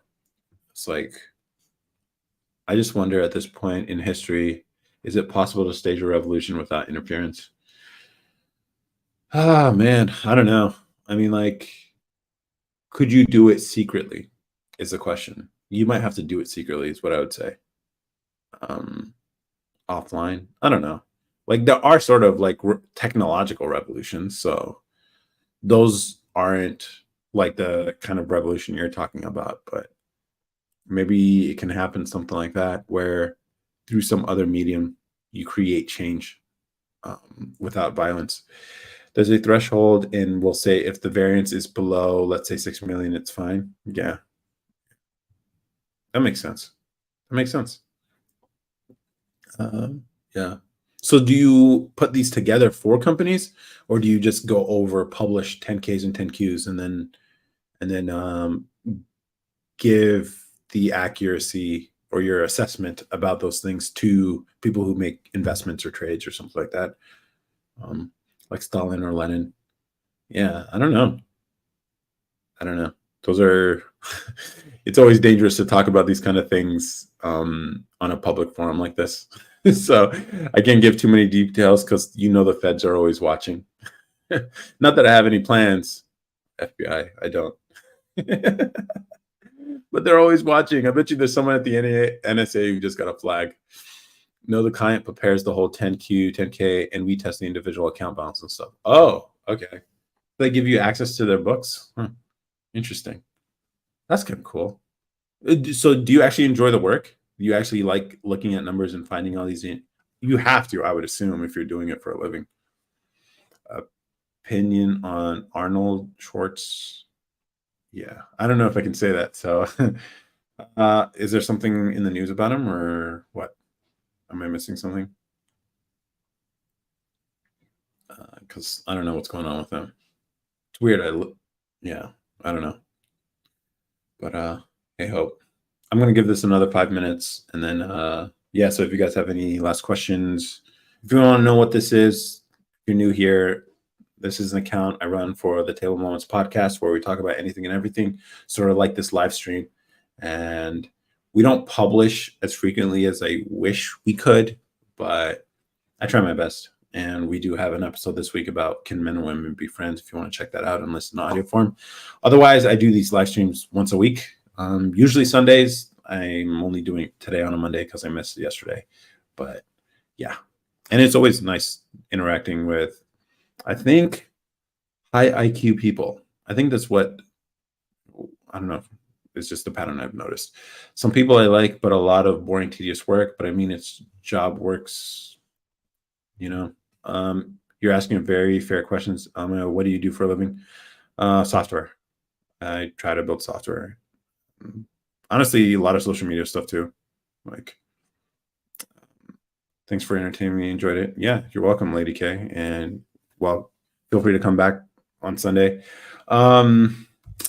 Yeah, and consider like learning some software R to help you automate some of your tasks if you want to. Obviously, you need human oversight to confirm that what your software is doing, but it could be very useful for you. Is celebrating his 40th year of citizenship of America. Oh, good for him. My boyfriend met my brother and hasn't texted back. That sucks. Or maybe it's a good thing. I don't know. Causing chaos, but also spreading love. That's a great subtitle for sure. Why not? Why not? Everyone who gets into accounting is smart, but not smart enough for computer science engineering. Yeah, you don't really need to get deep into computer science and engineering to build some software that can be useful for you. Even something as simple as like a script that can take a CSV file and do some stuff to it and output it to another file or something. Or like if you do things that are routine, you can automate it and you don't need to be that technical. Obviously, you have to understand a little bit of software, but I think for your space specifically, because it's something companies need to do. It's these filings and then also need to be accurate. You could easily sell software like that in that space if you ever wanted to get into it. And if you're here, you're probably smart enough to do it. You just need to believe in yourself, I would say. But obviously, it's going to be work, but it is what it is. Like I got out the slip of my pajamas right now. Happens to all of us, I guess. And now I want to go back to school. For what? What do you want to study? Positive vibes, energy, strength, love, and light from me to you. I appreciate it, Jameson, the light warrior. My burning heart speaks to me, and I share my positive energy and strength. Good for you, bro. Good for you. Okay. One more minute. Anybody last questions? If you have any questions or you want to know more about this or just follow the account, I do these live streams once a week. I might do it more frequently. I don't know. I always tease that I will do more, but I don't know, the week just gets packed with a bunch of stuff. But I always make a commitment to do it at least once a week. So Sundays are my days, usually around 7, 8 p.m. Central Time. And MBA and I go into investment, MBA and go into investment banking or comp side, but it's a reach. I don't think it's a reach. It's work for sure, but if you really want it, you definitely can pull it off. And especially because of the experience you have working with businesses, I think it would be seems like a smart move to me. But if I can give you a little bit of confidence, hope hope I could hope this conversation could help. Hi from New Mexico. What are we talking about here? Actually, we're ending it. We're just ending it. I appreciate it, Vanessa. We normally just talk about anything and everything. Right now, we're talking about like accounting. R is in it's an accountant. I got my CPA, but want something more. I don't know. Yeah. Yeah.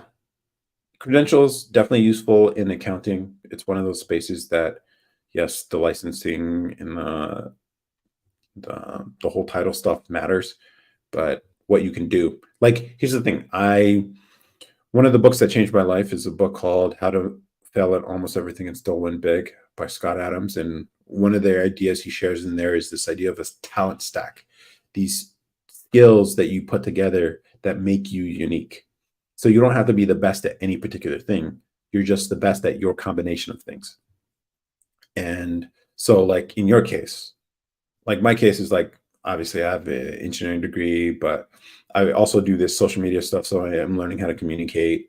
I also worked in business operations, so I got a chance to like work with teams to teach, and then also improve situations in diverse areas of business. And then I also learned how to do software. So like these combination of skills can be useful in certain applications. And for your case, you have the accounting experience. You pair that with something different but can enhance your accounting, which is like software. I think that's a really good combo because then you can automate a lot of the stuff that you do. And maybe it's something that you do for all these companies where you're auditing their 10Ks and 10Qs. And it could just be a software package that enhances one person's ability to review these things. So right now you probably have to do a lot of things manually. What if you can automate a lot of it and still keep your oversight over it? Then you can take on a lot more work. And this is an easy thing to sell to accounting firms. And so now you have, with your accounting experience, with some software experience, you can build something that enhances each other. And you don't have to be a good software developer either. You just have to be able to build a thing good enough that people will use it. And you know you've built something really useful when it looks like crap, the code isn't good, and people are begging you to buy it from you. That's how you know you've really built something incredibly useful. Something, yeah. So think about it. I just want the financial freedom of doing whatever I want, to be honest. Yeah, that's exactly what I'm trying to figure out. Like, what's the best combo with my CPA rather than totally switching paths? Yeah. No way, bro. Still yapping. I am. You went through all the other TikTok live people and came back here and you still haven't found anything you like watching? That sucks, bro. That sucks. This ain't supposed to be Netflix. You're not supposed to be spending all your time scrolling.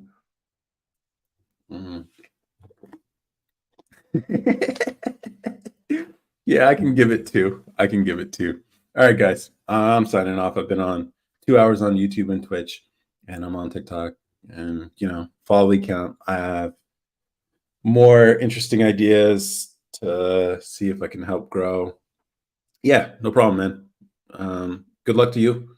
If I see you again on live, yeah, feel free. Like, here's the thing: the audience here, especially when I do it on Sunday nights, it seems like we attract technical people. So maybe you don't even have to like learn the software stuff. Maybe you can find someone who's on the same page as you, who wants to get into finance. Because we did have someone here. Who was it? Someone mentioned something about fintech. I think it was Guy. He might have sent me a DM or something, but yeah, we attract people in this space who are like technical in the software or scientists and stuff like that. So it's a pretty interesting community here. But everyone enjoy the rest of your Monday night. And I'll see you on Sunday if you're there. Bye. Bye. Let's end here on TikTok first. Okay. And bye, YouTube. Bye, Twitch. Appreciate you guys. Especially those of you who watch the replay. Yeah, you're real ones. I appreciate you.